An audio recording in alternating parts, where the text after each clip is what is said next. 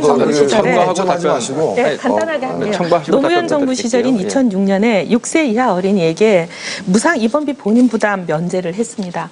근데 이 제도를 실시했더니 하자마자 진료비가 40%나 즉각 올라갔어요. 그 얘기는 뭐냐면 무상이라는 것은 이만큼 의료 이용을 촉진시키는 그런 면이 있습니다. 예. 물론 모두가 다 나쁜 건 아니겠지만 그래서 그 노무현 정부 시절에 다시 이 제도를 무상하던 것을 폐기했습니다.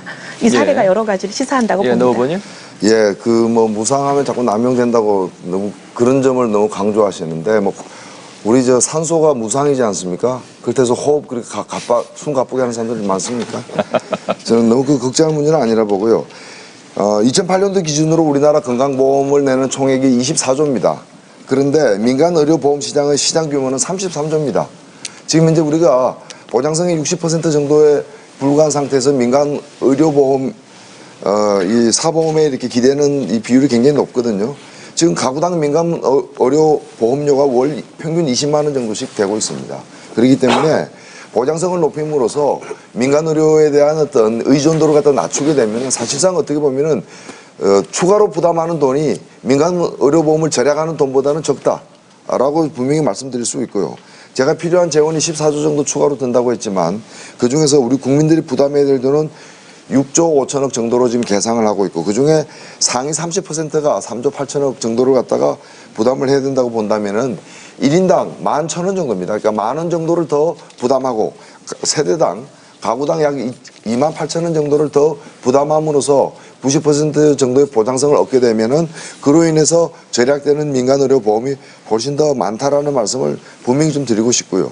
그리고 아까도 좀 지적이 됐습니다만 과거에 2002년도 그 서울시장 선거 당시에 이명박 후보가 신고한 재산이 186억이었는데 건강보험료를 2만 원밖에 안 낸 적이 있습니다. 이게 왜냐하면 자기가 소유하고 있는 빌딩의 관리업체에다가 자기를 등록을 시켜가지고 급여를 갖다가 굉장히 적게 받는다. 한 달에 뭐 133만 원 받는다라고 거짓 신고하는 바람에 이렇게 적게 됐는데 이건희 회장도 지금 공식적으로 월급을 안 받고 있습니다. 월급 안 받고 있기 때문에 배당 수익만 하더라도 1,300억 주식 배당 수익만 하더라도 1년에 1,300억 정도 되지만 월급이 없기 때문에 이게 지금 28만 원 이하의 월급쟁이하고 같은 보험료를 내게 되는 겁니다. 한 달에 월급 건강보험료 내는 게 8,120원을 내고 있습니다. 그래서 이런 부분들을 갖다가 조금 전에 지적이 됐습니다만은 근로소득세만이 아니라 종합소득세 지금 지역가입자들이 하고 있듯이 이런 부분까지 확대해서 종합소득세를 기준으로 해서 건강보험료를 내게 하고 그리고 저소득층 보험료를 감면하고 고소득층은 추가 부담하는 방식으로 간다면은 이게 증액되는 이 보험료를 예. 전액을 갖다가 다 모든 국민이 다 짊어지는 건 아니다라는 점을 분명히 하고자 합니다. 예. 이 정도로 하고 또 다음 쟁점으로 넘어가 볼까요? 이번에는 청년 실업에 대해서 살펴보도록 하겠습니다. 사실 일자리 창출이 상당히 중요한 과제인데요. 특히 청년 실업 문제가 사회 문제로까지 대두되고 있지요. 각 당의 청년 실업 대책과 공약, 박주아 아나운서가 정리하겠습니다. 이번에 점검해 보실 공약은 청년 실업 문제입니다. 먼저 새누리당입니다. 청년들의 창업 활성화에 주안점을 뒀습니다. 창업 자금 시장을 활성화하고 창업 실패에 따른 낙인을 제거하도록 했습니다. 또 열정과 잠재력으로 평가받는 스펙타파 청년 취업 시스템을 도입하겠다고 밝혔습니다.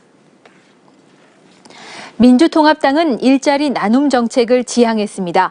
실제 근로시간을 단축해 일자리 나누기에 나서겠다는 계획입니다. 또 다른 해법으로는 공공기관과 대기업에 매년 3%의 청년 고용 할당을 의무화하도록 했습니다.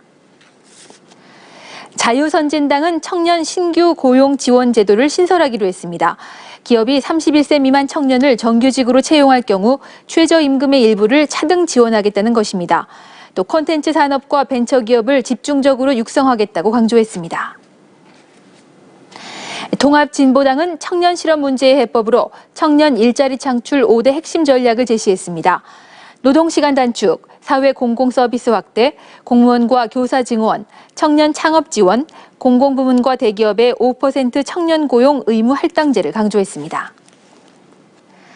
청년 실업 문제에 대한 각 당의 해법은 무엇인지 살펴봤습니다. 지금까지 아나운서 박주아였습니다.